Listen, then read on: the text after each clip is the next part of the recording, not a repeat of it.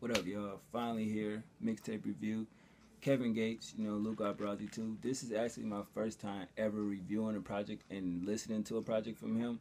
But I always dug his interviews. I think he's highly intelligent. I think he has a degree, whether he got it in jail or at a university. I always thought that he spoke highly of himself. He spoke some real shit in a lot of interviews. I love his interview with Hot 97. Rosenberg, I thought he was the realest far as content goes and being open and everything like that. He speaks on things that he know about or what he's seen or grew up doing, and he doesn't speak out of term. He doesn't speak on other people's shit, and I think he got a lot of flack for saying that he eat ass or whatever, and I thought that shit was kind of crazy, like when he said it, like, yo, it is what it is. But back here, he got Luca Brasi too, basically, you know what I mean, Gangsta Grill Special Edition, 18 tracks, man, and I gotta say this album was fire. Like, from the perspective of a person going in to being a fan of his, not me, but y'all, and this has been the most requested review ever. You know what I mean? This year been crazy, but people literally wanted me to review this. So basically, let's get into it, man. August Alsina featured on here, Booby Black, Rico Love, K Camp, and it's Say Rich Homie Quan, but he's definitely not on the mixtape version. And I have nothing bad to say about it. His flow was incredible, the content, the storytelling was just dope. I mean, the first record, Luca Brasi intro, I literally wrote on the paper, damn, because that shit was hard. His flow was aggressive, the beat was crazy, his bars, the honesty in his lyrics, that shit was dope.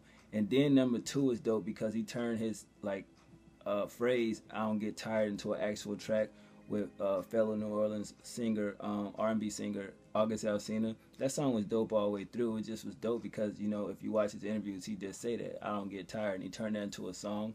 Number three, John Gotti. I kind of like that raspiness of his voice. It seemed like he was in the studio a long night and actually add that to the record. It gave it more depth. I love the excerpts that's throughout the song. I think he was very honest in his lyrics, a lot of street shit.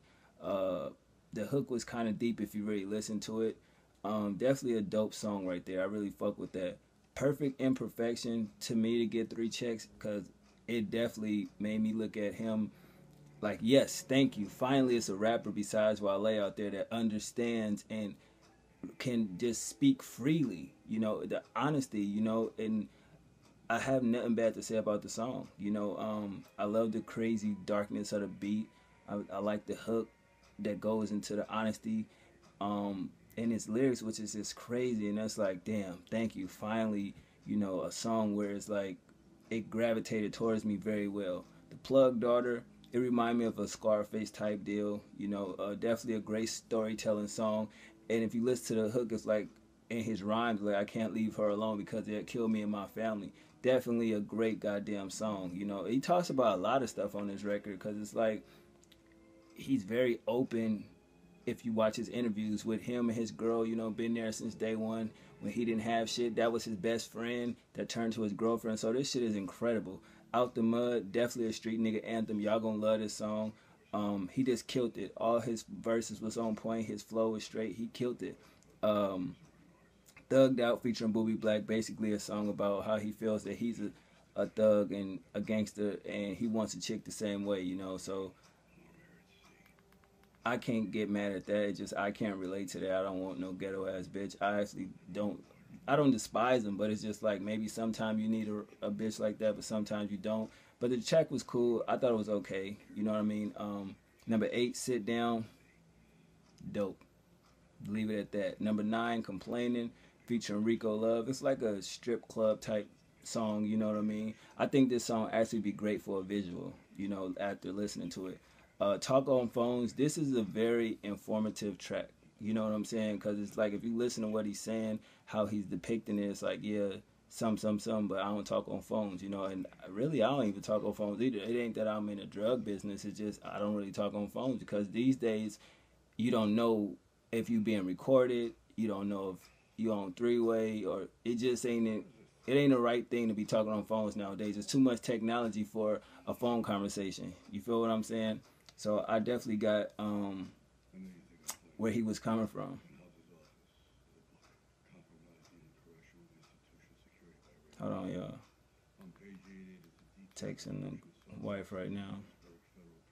All right, moving on. Number 11. What's up with it? Basically, he wants to fuck some bitch. You know what I'm saying? Basically, that's who he talking to. And he breaking it down and just basically just saying, what's up, man? Like, you been there before with a chick. It's like you want to get away from all the bullshit. Go straight to it. You know, just be honest. Like, man, what's up? I'm trying to fuck. What's good? You know, and I think that's what's wrong with a lot of chicks with these days. And a lot of niggas, when they meet a chick, they play with the bitch for so long. And come to find out she actually get attached to the nigga. And he just wanted to fuck. And that fucks him up mentally and emotionally, because now she look at every nigga that she meet, rather she want love or rather she want this, but she gonna blame this nigga for what this nigga did when all he had to do was say, I just trying to fuck, and that's basically it. So I definitely respect that song. Don't Panic, to me, it's a street record, and it's just like, he hate fake people, you know what I mean? You basically just gotta say what it is that you want to say and get it out there without having to compromise who you are as a person. So I definitely like that song, you know, because I say fuck a hater in a minute. I don't give a fuck what you say. Like, even in the comment section, it's just like, how I feel is how I feel. Rather, if it was a day ago, a week ago, that's still how I feel, and I'm not going to stop being me because you don't like something I said. It is what it is, man. Yeah, pretty much it. Hold on.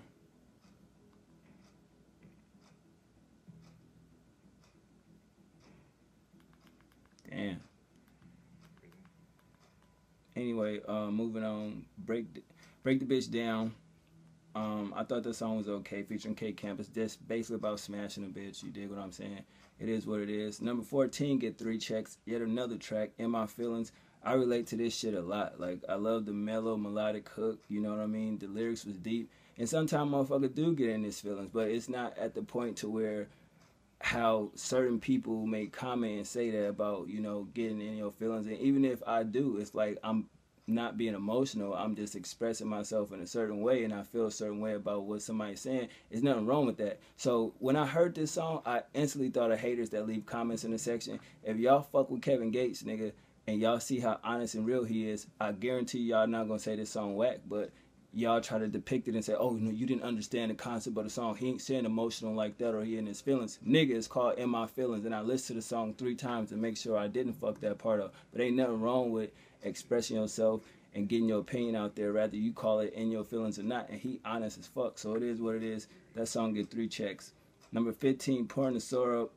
He talking that street shit on his record, man. You know what I mean? Reminiscing of his past life, you know, of things he used to do. If you listen to all the verses, that shit was dope, you know what I mean? Open lyrics, he just honest, he ain't holding nothing back. To me, he didn't hold nothing back on this, and he giving the reason why he's doing what he's doing as far as pouring up the syrup, and I definitely respect him for that song. Wild Ride, it's basically a sexual reference again, crazy sexual content.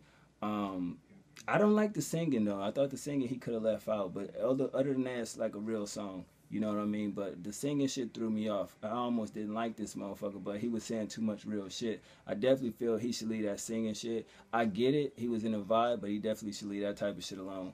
Word Around Time, featuring Rich Homie Quan. He wasn't on there, though, and that's what threw me off. But he killed that song. That shit was just flawless. Making Love. He ended the album on a great note. I'm going to say that. It just was crazy. And he dipped on the bitch. Like, if you listen to the excerpt, well, not the excerpt, but him talking at the end, how he told the bitch to go in the trunk in his skirt.